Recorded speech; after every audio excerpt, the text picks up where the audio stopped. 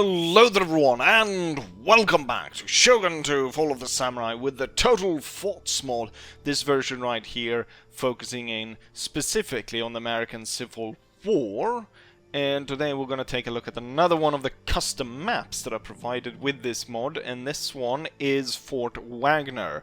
And so I played the Union in the last one, so I'm playing Confederate in this one. And also because, well, the AI is not that great at defending, or so I imagine. So yeah, we're playing as the Confederates here, and we're going to try and defend Fort Wagner. I think most of you might know it from the movie about the 54th Massachusetts, a movie about depicting a black regiment in the Union Army that undertakes the task during the movie to try and attack this fort. But yeah, that's what I'm gonna say about that. So I've built up my defense pretty well, I think. Now the Union has tons of troops, we can kind of see them way out there. But what I've done is, it wasn't easy because they wouldn't really allow me to fit the cannons here, but we got 6-pounder cannons, 3 of them, 3 batteries, 4 in each, set up along here. Now not all cannons are able to fire there, but they should be able to hopefully lob shots towards the enemy as they get closer. The troops, once the enemy get close enough, my infantry will rush up to the sandbank and set up there and start to shoot down at the enemy. But first it's going to be the battery to fire on them as they approach. And that's why they're also we're expecting the enemy to fire back at us. So that's why the troops are down here as well, so they'll be protected. Now certain areas here, like over here, I've actually already set the troop on the wall. We'll see if that pays off. It might be a little bit dangerous as the enemy starts to fire at us. We got 3 units in reserve, and back here we've got 3 batteries of howitzers ready to fire from inside the fort and all the way in the back. I'm kind of expecting the enemy to be able to charge their way in through the fort, so I've got 1 6-pounder all the way back here ready to blast canister on anyone that makes it this far in. But then we've kind of taken a look at what this fort is and what's going on there. I'm going to deploy some stakes. Not that the enemy has any cavalry, but I'm hoping that the stakes just break up the formation just before they come within, or just as they kind of reach musket range there. And hopefully maybe they'll stay away from the spiked area and kind of walk towards the more heavily defended area. Let's go ahead and take a look at the enemy. So they have deployed some of their cannons, as we can see right here. These are the straight bore 12-pounder Napoleons. They have seemingly deployed them out of range, and they need to get closer if they want to actually shell us. And all the way back here is where we've got the Union troops. So I think we actually see the 54th Massachusetts might actually be leading the charge here, as I gave them quite a few black regiments. I think that might be kind of cool if it is. No, it was the 26th to send in first. But the they're in there somewhere. I also gave them a bunch of siege guns. These really heavy guns. Unfortunately, I didn't realize that they were fixed.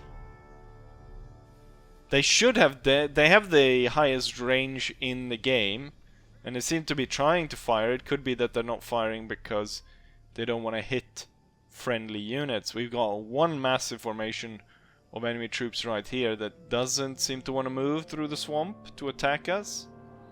But at least I think some of these 12-pounders have started to shell the fort. As it's gonna take quite a while, for them to actually reach the fort. I think we'll just go ahead and skip forward to the part where they're actually ready to assault my fort. But we can obviously see here that their guns have taken out some of our guys in quite a gruesome manner. The enemy has now made it within the range of our guns. It's time to open fire. As we can see, they've brought their 12-pounders well within range of my artillery, so I'm not entirely sure why they decided to do that, because they could have stayed way out of range and fire upon us. But I'm gonna tell the artillery to open fire first, and just as the first volley of shells land on the enemy, I will order the light infantry to open fire. So there we go. The battle is off. Plenty of shots have landed in among the enemy troops. They're now preparing to fire and actually charge and force us away. They're pushing down quite a bit of fire on us, and we are likewise doing a number on them. But as we can see, they're pushing forward hard. I'm gonna have to pull my infantry back here. The light troops, the Pamletno sharpshooters, are forced to retreat, and it looks like they're gonna have to retreat all the way back to the wall. Just because the Union keep moving forward at breakneck speed. Same with these sharpshooters. Now time for them to leave.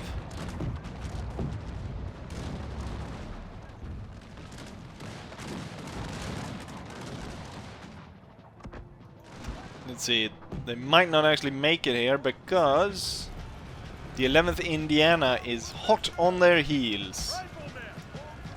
We're running up right behind these guys as they push back. I get to that position in between the 17th Texas and 37th Alabama. Yeah, looks like my sharpshooters over here, the North Carolina sharpshooters, are not gonna make it to the wall. Oh, we have been hit here, so not all the batteries have been destroyed, seemingly. What if I switch to canister now? They've got quite the range on their own canisters. Bad timing for the 11th to be moving in on us. I'm gonna take personal control of this gun. Ooh. I wonder if it's a high risk. Yep. Shooting friendlies in the back. This regiment can actually move up and hopefully stop the 11th from getting up on the wall there, which I definitely don't want. Can we get another round of canister, if you please? Also, as the enemy now has come this close to the wall, I want the secondary line up on the ridge there, and I want another unit up here. And what we can deploy, as the 1st Tennessee is now deploying to deal with the 11th Indiana. Oh, the 54th Massachusetts have been shattered. Are they the first ones to actually try and assault the wall, and are forced back at a great loss? It kind of feels like I should have given the Union a lot more men at this point. We've got quite the fight going on here as 1st Tennessee is setting up on the wall here, dealing with the Indianans. Where the Tennessee actually calls a charge on their own. I did not order that.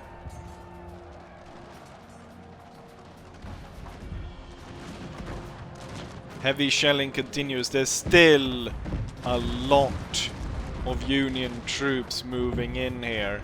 So the battle is nowhere over. And a little bit late, as we can tell, the reserve units are now pushed in.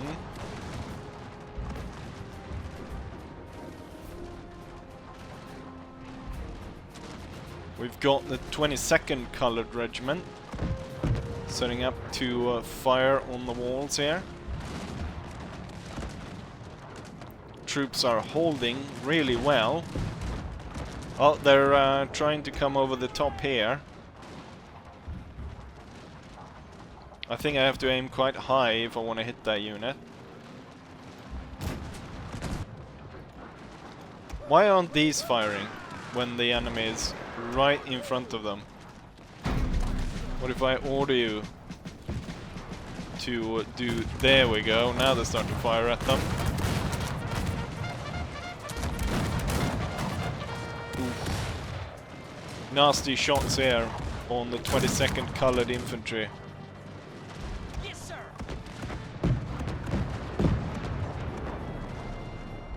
Yes, sir. Might actually order all those units to hold the ground in a similar fashion. We got a massive attack going on over there. I'm gonna get the general to come close here and support, as the Union is making a major push through here. And we got multiple units now coming in after the 22nd Colored Infantry. You are free to fire as well, you know. Oh! That one's actually not canister. This one should still be on canister. Wait, which gun? Ooh, look at this. Once I get canister, I can fire down through that hole. Look at the enemy coming from all sides there. Let's see. We're soon ready to fire here. Let's make sure that we do have canister. We do have canister. And point blank range, boom! It was 2 point blank range, as most shots there was soaked up by the enemy. Yeah, they definitely would have needed more troops here. Or like an actual competent commander, I guess, would have also worked out pretty well for them. But the Union is currently undeterred and are going, I was about to say going strong, but they're now actually forced away. Loads of them are in retreat. Battery reporting. Boom! Canister strikes. Oh, they were lining up to fire back at us. Probably would have been a good strategy to have some units charge, while other units would have stood on the back of the bank firing down upon us. Artillery. Such a nasty fight here. Oh, they're standing right next to each other, firing straight in on either side of this. I'm thinking that these are actually soaking up quite a bit of bullets. And that's also why this unit hasn't been firing as well against the enemy either.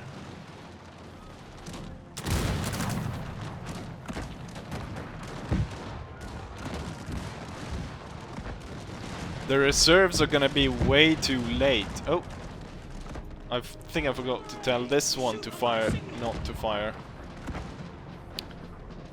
If the enemy would have used its artillery competent, I think we would have seen a different kind of fight, but they kind of slaughtered their own artillery by rolling it up way too close.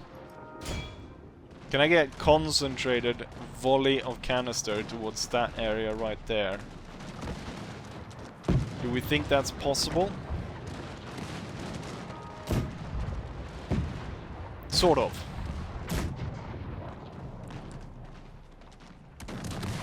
Can we get rid of this guy on the wall? Oh. Suddenly it started lagging. pretty badly after I ordered that concentrated shot.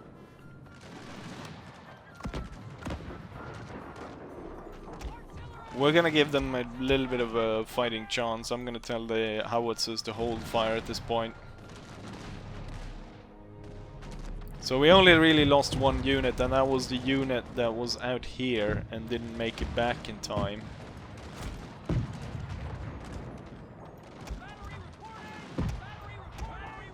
Let's actually hold fire with all cannons.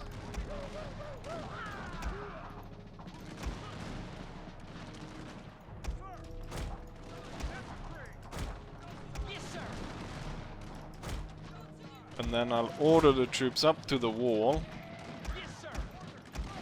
And what I'm going to do is I'm going to tell everyone to hold fire until the enemy gets close. There's so few units left in the enemy army. We can see just tons and tons of them running away.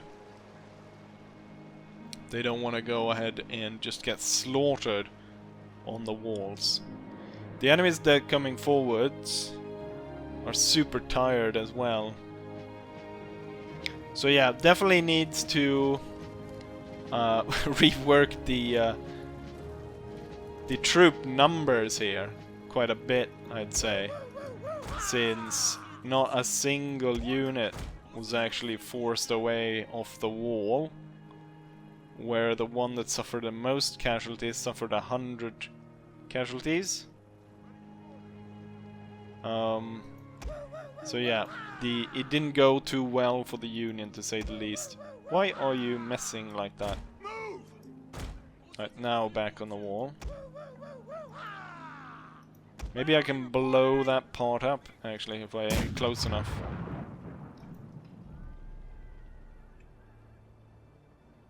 The enemy continuously marching forward. You know what? Just for cinematics, I'm gonna have the howitzers firing kind of on either sides. We'll have shots exploding on either side, but not actually hitting the Union troops. The enemy decided to hold their position and fire at us, so I have decided to open fire, return fire on them, as they're not kind of leaving that kind of swamp area. I'm surprised actually that the position that we hold worked as well as it did, given that there's nothing actually covering them from the front. It's just that they're all kneeling on this bank. But I guess they're such a small target compared to what the enemy is presenting that somehow that's enough compared to what we can see from the enemy side, where they keep losing tons of troops. I guess the scenario might have been a little bit more fair if I'd reduced my own level of cannons, just because we saw how mismanaged the enemy cannons were. I wonder if my 6-pounders will be able to fire through, or maybe over, my own men, or if there's gaps where they could possibly actually see through. That cannon found a way.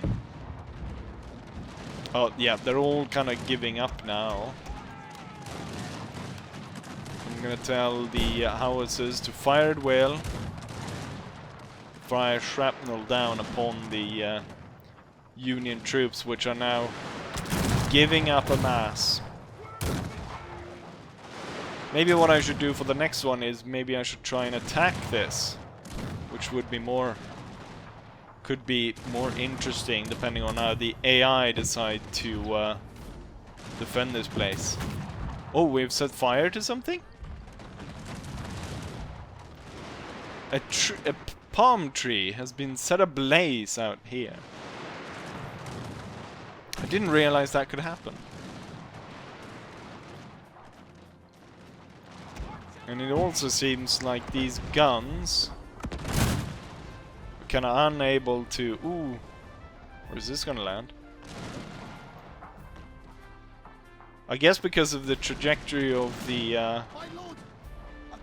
of those explosive shots, they're not actually able to fire upon the enemy.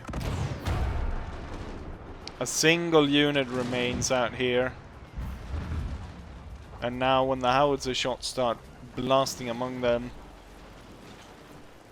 Oh, it's the sharpshooters. It's the sharpshooters who are the last to go. But given the fact that this cannon's all the way out there, I might actually have to march out and attack those guns. We're retreating! I do think we will end the video right here, because it's gonna take me quite a while to march all the way to get those big siege guns. I'm pretty sure the AI could probably have placed them within range of the fort. They just were stupid and placed them further away, because they are able to shell us out here as my troops are marching forward. But there we go, we were able to hold the fort. Super easy. I probably didn't lose more than like maybe 400 men at most. Now maybe here when I'm marching forward into enemy fire it's gonna cause a little bit more damage on me. So we're probably losing an additional 400 here at the very end. Especially since it is those very heavy siege guns firing explosive shot at us. But yeah, there we have that. The battle, one of the battles of Fort Wagner. And here's the result of that battle.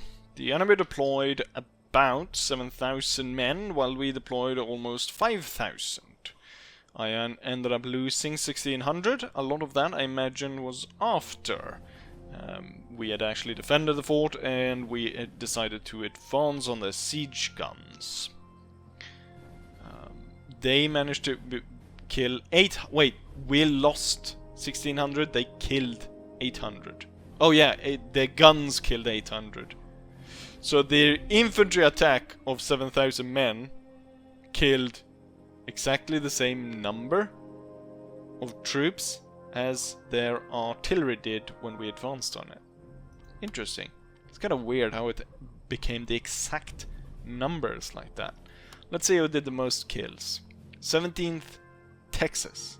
I think they were the ones that were quite forward, sitting up on top there, followed by 5th Georgia, then the general.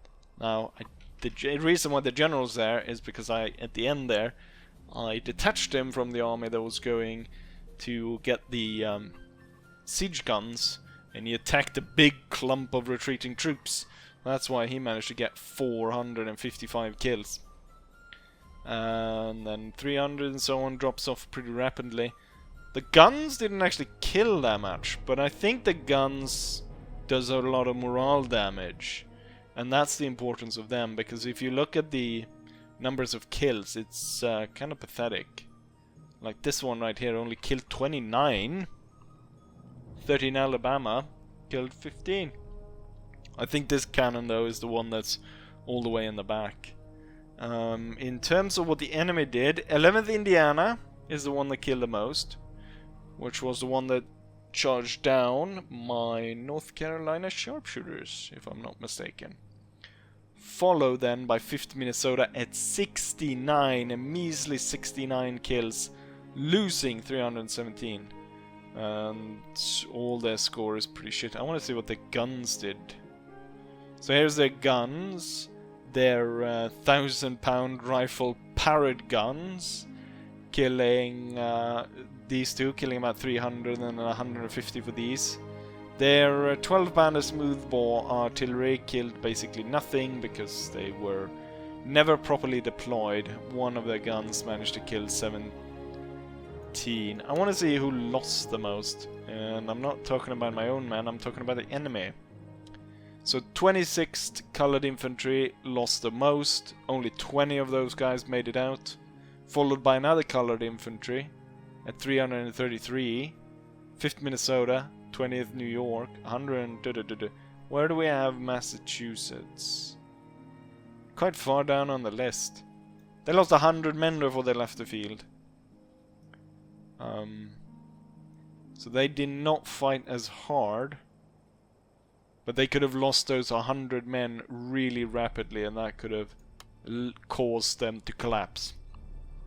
Anyways, that's this battle. Hopefully, as I said in the last one, I'll be able to find someone to play this mod against, rather than playing as the AI, as we saw with this battle, that the AI is certainly lacking, especially since a lot of these custom maps are defensive maps similar to this one.